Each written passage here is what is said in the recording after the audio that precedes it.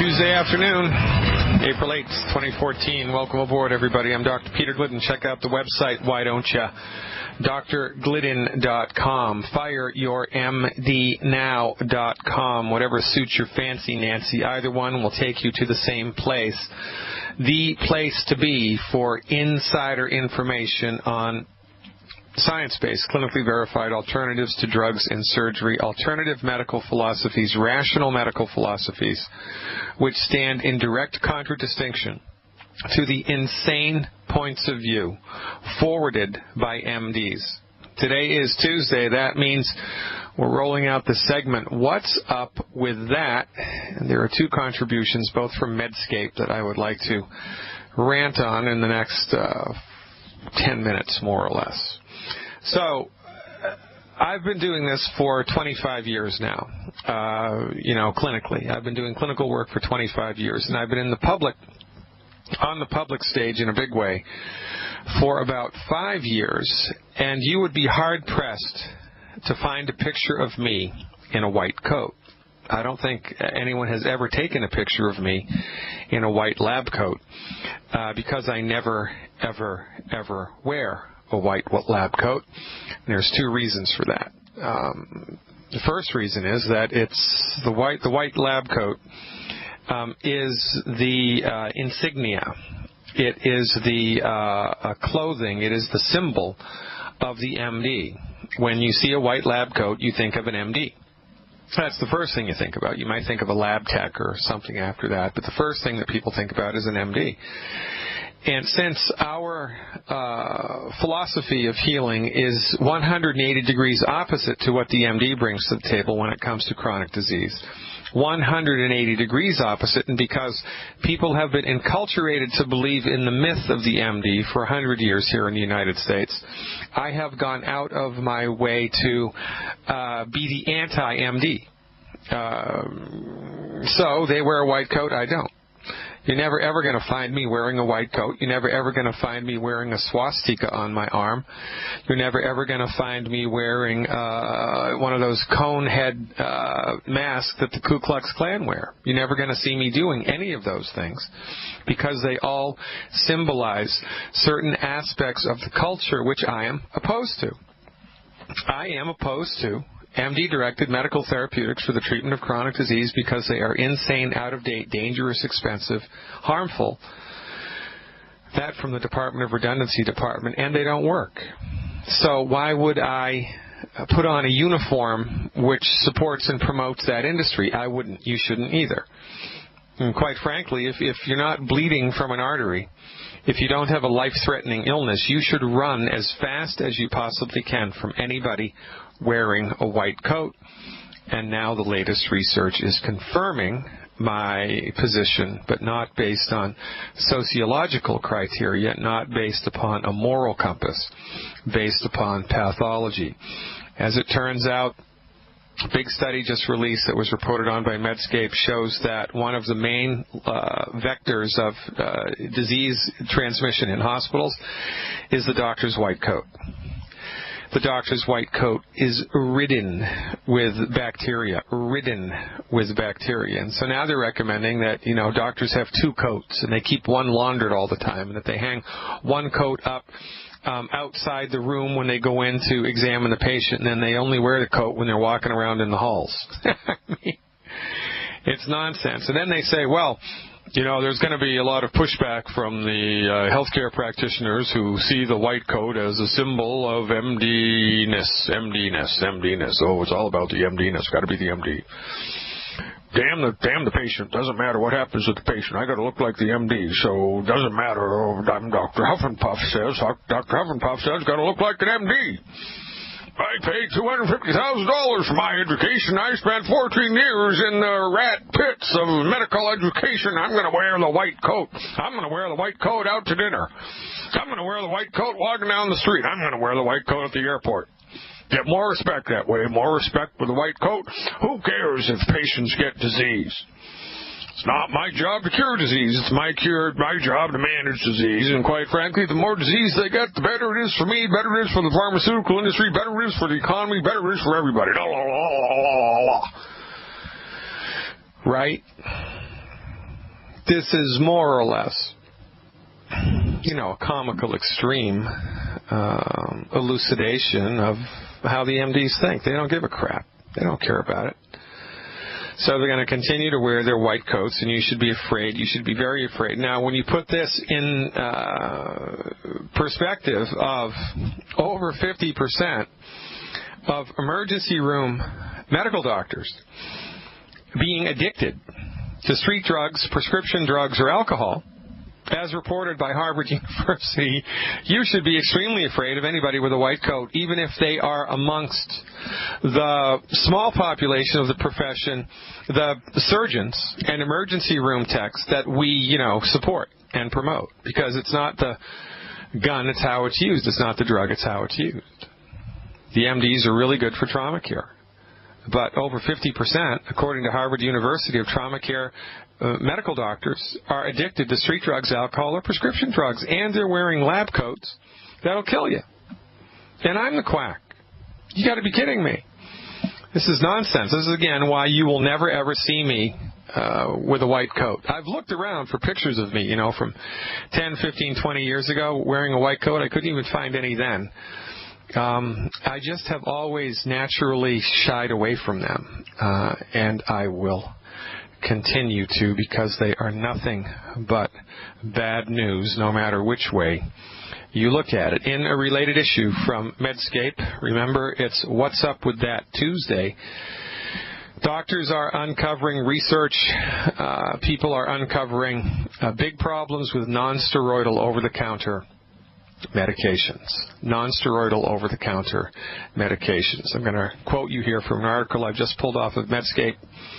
The title of the article is Non-Steroidal Anti-Inflammatory Drugs Not as Safe as Patients May Think. Non-steroidal anti-inflammatory drugs, I quote, continue to be widely used medication, particularly for patients with inflammatory conditions. Yeah, well, really?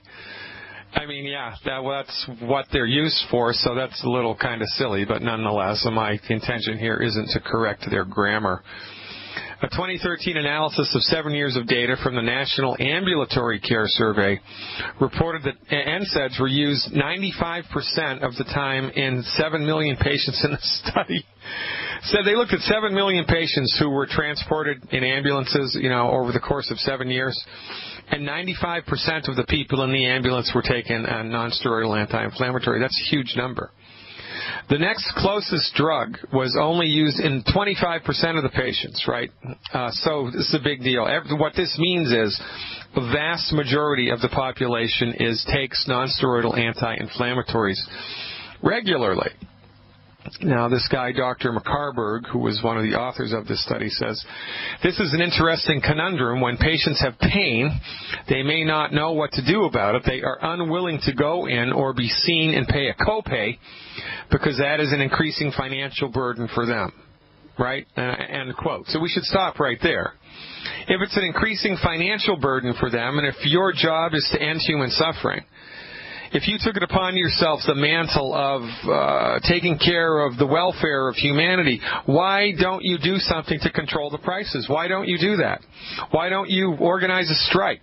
Why don't you organize a national referendum on cost control in the marketplace? Because you're a lazy son of a gun who doesn't give a good damn about the health of the patients or about the financial well-being of anybody in the world, especially when you dodge responsibility for it.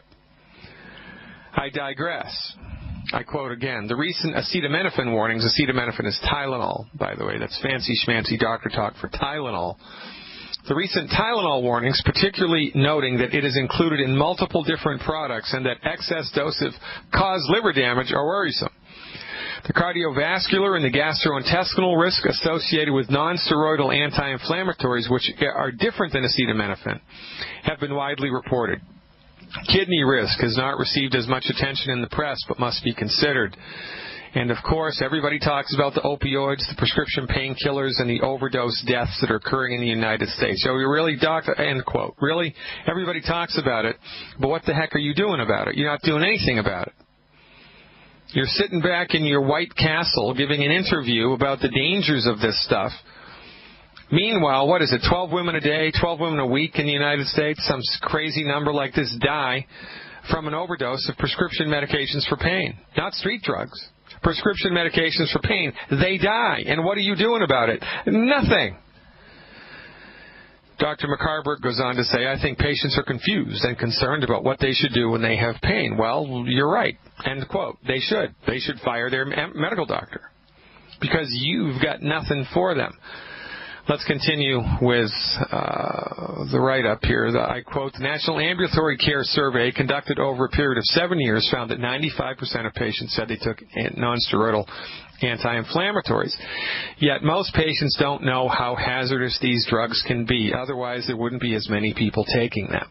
If you had a problem, what would you take? The doctor goes on to say, I recently looked into the use of NSAIDs by athletes and the number of high school, college, and professional athletes who use NSAIDs regularly, things like Advil, to help muscle aches and pains from competition is astounding and potentially hazardous. These agents have never been proven to help with those muscle aches. These agents have never been proven to help with those muscle aches. Gastrointestinal issues can be significant because you don't necessarily eat before an event. Athletes get dehydrated in an event, and with dehydration, there's more risk to the kidney. Then you put an NSAID on top of that, increasing kidney risk. It's interesting that even our healthy athletes are using nonsteroidal anti-inflammatory drugs. There are side effects even in the group that you would think is the healthiest in our society. And it goes on and on and on and on and on. And they're just outlining a problem, but they have no solution for it. And they are never, ever, ever going to give up the ghost and say, you know what? The way that we understand pain is out-fashioned, old-dated, archaic, and ineffective. They're never going to say that. What they're going to do is wait for the next Vioxx, wait for the next miracle drug, wait for the next gene-altering whatever, because their method is not in question. Their method is never in question, even when it kills you. Ladies and gentlemen, fire your medical doctor now. You don't have to get away. You just have to run away from the MD. You don't have to leave town. You don't have to hop on a railroad car like a hobo. You just have to say no. Nobody's holding a gun to your head, forcing you to take the MD's treatment. Nobody is. Nobody is. Now, they will try to, strong-arm you into it. They will try to, close the deal on you. And oftentimes, medical doctors don't even give the patient the option, right? A patient will have a set of symptoms. They'll go into the doctor, and, the doctor says, well, we've discovered that you have arthritis of the knee, and we've scheduled you for knee replacement surgery in 3 weeks. Talk to the nurse, and she'll give you the details. They don't even give you the option. It's just like, who else does that? And nobody does that. Nobody does that. I mean, even with your automobile, they ask you about it before, and they give you a choice. Geez, it looks to me like you need a complete new transmission. It's going to be $3,000.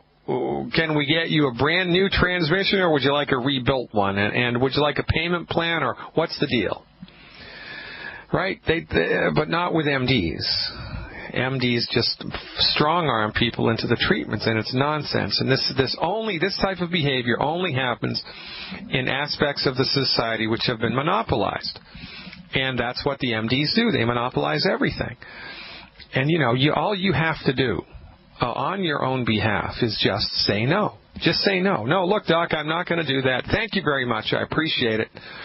But really, I'm going to seek something else. I'm going to seek an alternative to your outdated, old-fashioned, archaic, head-in-the-sand, dangerous and expensive, Machiavellian, monopolistic medical treatments. Thank you very much. Have a wonderful day. Turn around and leave. Now, we had a webinar yesterday, and as we do every day, we have webinars for Dr. Glidden Insiders and their guests for an hour, Monday, Wednesday, and Friday mornings from 10 to 11 a.m. Central Time, Tuesday and Thursday evenings from 8 p.m. to 9 p.m. Central Time, the next live webinar. Tonight, it's a live chat health Q&A. Last time we did this, we had about 100 people in the room. We had a free introduction to longevity webinar last week. We had 300 people from all over the world. This is how hot this information is. It's growing like a weed. And, you can't contain the truth. The truth will out eventually, and that's what's happening right now all over the world. But we had a webinar yesterday, and there was a question in the webinar that I did not know the answer to. The question was, what is the diameter of the common bile duct, which goes from the gallbladder into the intestine? And it's like a little tube. It's like a little straw. It's a lot more flexible than a straw, right? It's a tube, though. It's a cartilaginous tube that goes from the gallbladder to the intestinal tract, and it transmits bile, which the gallbladder collects. The liver makes the bile, the gallbladder collects the bile, and then the gallbladder squirts the bile into the intestinal tract in order to facilitate digestion when there's food in the intestinal tract. Now, sometimes people get gallstones. And if a person has a gallstone, if the gallstone is bigger in diameter than the size of the bile duct, the little tube, when you get on board a holistic program that squeezes the gallbladder, and these therapeutics are misnamed liver cleanses because it's not a liver cleanse, it's a gallbladder flush.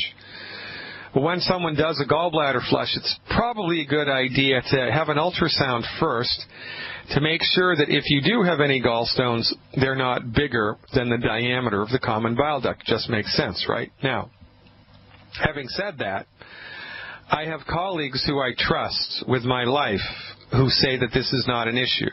They say that unless the stone is like massively large, it's going to pass through the common bile duct without incident. But we want to be safe and we want to be conservative here because one false slip and the ship gets sunk, right? Loose lips sink ships. It's not a good metaphor. My father used to say that all the time. Peter, loose lips sink ships. Did you know that? I can still see him saying it. He was a Navy man from World War II. But in any event, I didn't know the answer. The answer is, however, you ready? Drum roll, please. 4.5 millimeters. 4.5 millimeters is the average diameter of the common bile duct. So if you have gallstones and you want to do a gallbladder flush, it's my recommendation that you have a high-definition ultrasound done, not a CT scan, not an MRI, a high-definition ultrasound done, and make sure none of the stones are bigger than 4 centimeters. 4.25 centimeters would be just about it. Millimeters. Big difference. 4.5 millimeters is the largest size that's safe. Ladies and gentlemen, I'm Dr. Peter Glidden. We're going to Dolores in New Jersey when we come back. Stick around. Welcome back, everybody. Dr. Peter Glidden here, your steadfast advocate for health. Happy Tuesday afternoon, April 8th, 2014. If you're a Moody Blues fan, you know what I'm talking about. Let's go to New Jersey and talk to Dolores. Hey, Dolores, thanks for the phone call. You are live. Yes, good afternoon, Dr. Glidden. I had spoken to you before, but so many people I know you don't probably remember me. But I have, according to the doctor, stenosis of the spine. I have right lumbar and left lumbar problem, and also arthritis, severe arthritis in the left hip. And it also is some in the right, but not as much as the left. So anyway, I had ordered, now this has been going on for like 2.5 years, paying each day. So, and then taking Celebrex and all that and not even helping.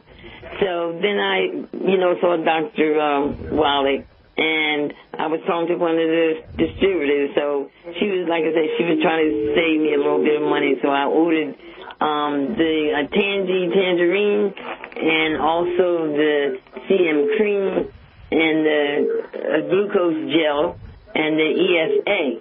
And I've been taking this now for this will be 3 weeks. But even at that, it wasn't the whole kit. I ordered the whole kit after I spoke to you. And I think it'll probably be here today. But even with this amount that I've been taking, shouldn't I have felt some relief? No, because you didn't take the right stuff, and you haven't given it long enough to work. So how long have you had this problem? About 2.5 years. And how old are you? 80. Okay, so this problem took 78 years to develop in your body. It took 78 years for this problem to develop in your body.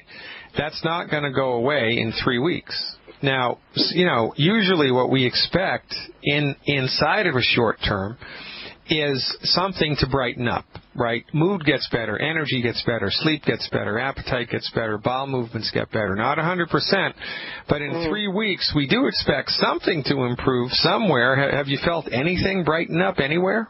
No, that's what I was hoping. I said, oh, my God, I hope this works. I really want this to work. So what you told me to order the one for the bones? Yeah. So that should be here today.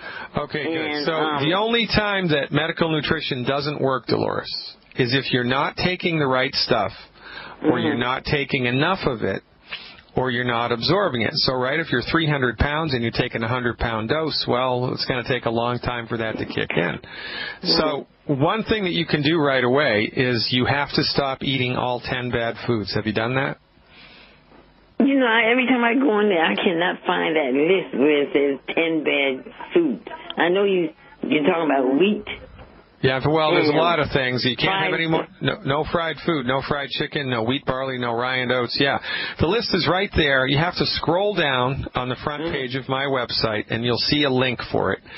The front page of the website is fireyourmdnow.com. That's the website you want to go to. You have to eliminate those foods. And listen, Dolores, we have lots of people in longevity who were dirt poor. They were dirt poor, and they started a longevity business. And I hear that. That sounds like something that I would like to do. All right, so let this thing work for me, and I certainly will push it. All right, because people see me, they know me, and they know somewhat my condition, so it would really help. Well, all right, so we're on the right track here. You got to get a hold of that list. You got to eliminate those foods. And you just got to start taking the right stuff when you get it, maybe today, maybe tomorrow. And after you've been doing the right stuff for 3 weeks, give me a call back, and I will look forward to it. Brendan in Texas is up next with a follow-up. Hey, Brendan, thanks for the phone call. You are live. Come in, Texas. Is it me, Dr. Wallach? Dr. Glidden, it's Shannon. I didn't know who you said. Oh, yeah. I guess they wrote the wrong name in the box. My tech guys must have had a liquid lunch. It's okay. Okay, right. So we talked yesterday. I was talking about my thyroid, and I did some homework last night. I watched your blood work webinar and learned a ton from that. So now I know TSH is ridiculous. I'm not even taking Synthroid, but I do have an objective lab report back. I don't know how to read it, but it is agreeing with some of my symptoms. I sent my hair analysis to Dr. Milan. Yeah. And she sent it out, and I got it back, and it's I don't understand why it's showing high amounts of calcium, magnesium, but it's saying that my ratios, like every calcium ratio is high or bad. Anyway, it's agreeing with low adrenals, high fatigue, high depression, overactive pancreatic,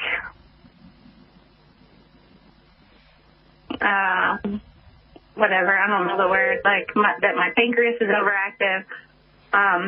Well, all right, so now let's not get lost in the details here. So give me the top 3 things that you're bothered by. Just you, not what the blood work says you're bothered by, but the top 3 things that you are bothered by on a day-to-day basis. So fatigue, and I guess I wouldn't call it depression. Like I live marked in with my hair on fire, so I wouldn't say it's depression, but I definitely have a motivation problem, like not getting up, not being able to just jump out of bed in the morning like I used to. Like I'm feeling the symptoms of fatigue. I guess I don't I just go fast all day long, but I know when I'm not awake before my alarm clock goes off, and so I had added de-stress. I watched your sleep webinar and tried to make sure that it wasn't a sleep deprivation, but I don't know. Well, I know. All right, so there's only a couple of possibilities here, right? How old are you? 41. And are you still having your menstrual cycle? Yeah, and I have no, hormonally, I've just studied and eggs, and I have pretty much no symptoms at all in a regular cycle. Okay, no cramps, no anything. Yeah, all right. So there's only two things that this can be. This can be an adrenal issue, that your adrenal glands are a little flagged out because you're going in fifth gear all the time, and then when and that will kind of lead to a slow and steady depletion of adrenal hormones in the body. But the most common thing that causes lack of motivation, just chronic across the board lack of motivation, you get up and you do things, and once you get into things and you start going things, you're okay, but kind of it's hard to get started, and your motivation is out the window, and you don't really give a crap anyway, really, kind of, sort of, right? Right? Yeah, all right. Yeah. So the most common cause of that is a blood sugar imbalance and lack of minerals. So my recommendation for you as an experiment for 4 weeks in a row, what's your current body weight? 145. Okay. So in addition to what you're doing now with whatever healthy pack you're doing and whatever add-ons you're doing, in addition to that, for 4 weeks, do 3 ounces of plant-derived minerals a day, or cherry mints, I don't care. 3 ounces of the plant-derived minerals or the cherry mints a day, and 12 sweeties for 4 weeks. Wow. 12, okay. 4, 4, and 4, right? Spread them out, and 3 ounces of plant-derived minerals, 1, 1, and 1, spread them out on top of what you're already doing. Okay. Overdo it with minerals and overdo it with sweeties. Make sure you're avoiding the 10 bad foods like the freaking plague. Yeah. And call me back around week 3 with a report and tell me how you're doing. And pay attention to the stuff that's bothering you here, right? The motivation and the energy thing. And that's the stuff we want to gain leverage on specifically here. I think you need more minerals. I think you need more sweeties. And I think you're going to love how you feel in a couple of weeks. Okay, I have one more question. On your blood test webinar, you were talking about, I don't remember ever having my cholesterol tested, my A1C, any of that. Where do I find that science-based nutrition? Where can I get that lab work ordered just to do it? Well, I wouldn't. I mean, you can if you want. The doctor so here's how science-based nutrition works. Okay. The doctor that started it is a really smart guy, and he's a really nice guy, too. He's very knowledgeable about what he does, and he's a humanitarian at heart. His name is Van Merkel, M-E-R-K-L-E. He started science-based nutrition, and it's based out of Dayton, Ohio. Now, if you are a naturopathic doctor or a nurse or an MD or a chiropractor who already has a degree, you can enroll in his science-based nutrition training course. And I don't know, it takes there's 4 or 5 sessions that are 2 weekends long over the course of 6 months or whatever. I forget how many hours total, but if you enroll in the course and you do all the coursework and you pass the exams, then you become a practitioner of science-based nutrition. And that's his copywritten phrase. It's science-based nutrition, right? So his website, if you just do a Google search for Dr. Van Merkel, M-E-R-K-L-E, you will find the science-based nutrition homepage. And the science-based nutrition homepage keeps a list of the physicians around the country who do that kind of work. But what's going to happen, Shannon, is you're going to have to find somebody. You're going to have to go to them. You're going to have to pay an initial consultation fee. Then you're going to have to pay the lab work fee and then the interpretation fee. And by the time you turn around, you're out $750 easy. So if I were you, I would just go to mdlabtests.com, that's plural, mdlabtests.com, and order a hemoglobin A1C test for yourself. Just get one hemoglobin A1C test. It's about $40. Okay. So you can order it yourself. You pay for it online. They give you a little voucher that you take to your local blood draw facility, and they'll even tell you where that is. The local blood draw facility draws your blood and sends you the results. You completely sidestep the MD, and it's awesome. Okay. So that's what I would do. I would, if you want to, kind of make your intellect a little more sound here, right? Just kind of get a grip on what's going on. It's also possible this is only a 4-week deal, and this is not a life-threatening thing. So, you might just want to take the advice, do the 3 ounces of plant minerals and up the ante with the sweeties and see what happens. And just see. Hey, I will tell you, I heard this on your blood work, on that webinar, and this did happen for me. When you upped my selenium to like 9 a day, it cut my thyroid medication in half. Boom, baby, boom, and that's how we do it. Yeah, a little awesome. knowledge goes a long way. You're the greatest, Shannon. Yep. I appreciate your phone call. We're out of time. I got to move on. So 3 weeks. Doc. Give me a shout back. You are welcome. This is how we do it, folks. It's simple stuff here. Really, it's simple stuff. What we bring to the table is boilerplate foundation medical nutrition strategies for the masses, which if everybody started to apply tomorrow, the health of the world would take a dramatic turn for the better.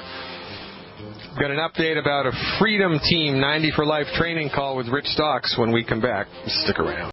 844-DR-GLIDDEN, that's toll free, 844-DR-GLIDDEN, if you'd like to join the conversation this afternoon.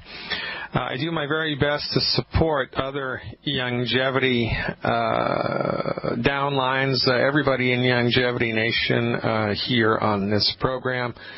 Tonight, it's Tuesday night, Freedom Team 90 for Life training call with Rich Stocks, Vice Chairman Marketing Director, and Susan Resner, Senior Executive Marketing Director. Tonight, 8 p.m. Eastern, 7 p.m. Central, 6 p.m. Mountain, 5 p.m. Pacific Time. That's the Freedom Team 90 for Life training call with Rich Stocks and Susan Resner.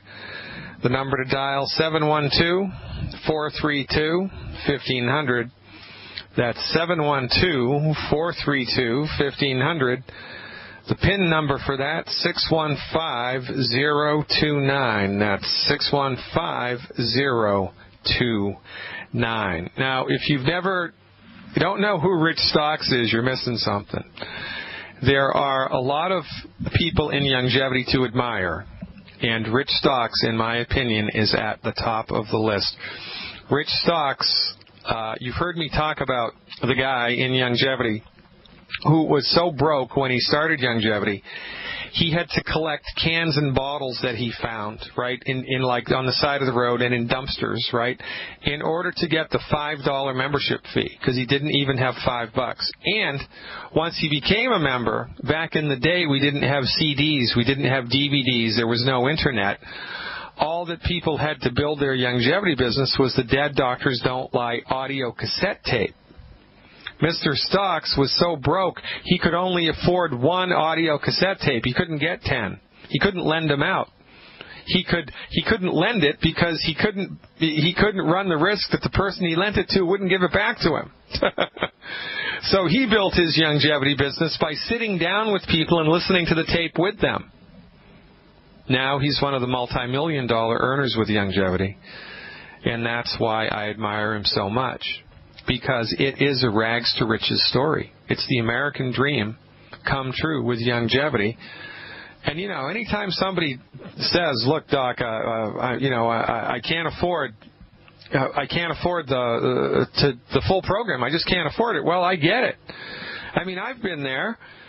Everybody's had financial stress at some point in their life, but there is a way to get on the other side of it. If you build your longevity business, it's easy. It's not a pie-in-the-sky overnight success thing. It's just a tried-and-true business model that produces results consistent with your efforts. If you're up against it financially, and you'd really like to make a couple extra $100 a month, $1,000 extra bucks a month, $1,500 extra bucks a month, $3,000 extra bucks a month, $10,000 extra bucks a month, you can do it with Youngevity. You have to learn the simple system. You have to apply the simple system. You have to be open to coaching. You have to want to do the work. And if all of those things line up for you, man, I've been looking for you for a long time. If you have come to this website of your own volition, if you found us through YouTube, if you found us somewhere on the Internet, I don't know, if you had a dream and Dr. Glidden popped into your dreamscape last night, you went on the Internet this morning and Googled it, then I want you to join Team Glidden. How do you do that? You go to drglidden.com, fireyourmdnow.com, and click on the link that says Join Team Glidden. And it'll walk you right through what to do to become a Youngevity member in my team. And as a Youngevity member in my team, my associates will take care of you, and I will take care of you. We'll show you the ropes. We'll hold your hand. We'll show you how to do it. If you were brought to this radio show by a pre-existing Youngevity member, and the light has dawned on Stony Head, finally the clouds have broken, the angels have sung, and you get that you want to do the business, then get in touch with the person that brought you to this radio show. Tell them you'd like to see the business opportunity and you'd like to get started. If the business thing isn't for you and you just want to recover your health, then get with the person that brought you here. I told you about the radio show, and say, hey, listen, I'd really like to give this medical nutrition stuff a try. How can I get the supplements at the wholesale price? This is one gigantic worldwide Youngevity Nation team. We support the teams all around the world. Training call with Rich Stocks tonight, and Susan Resner. Don't miss it. I'm Dr. Peter Glidden, back after 6 after the hour. For goodness sakes, don't even think about touching that mouse.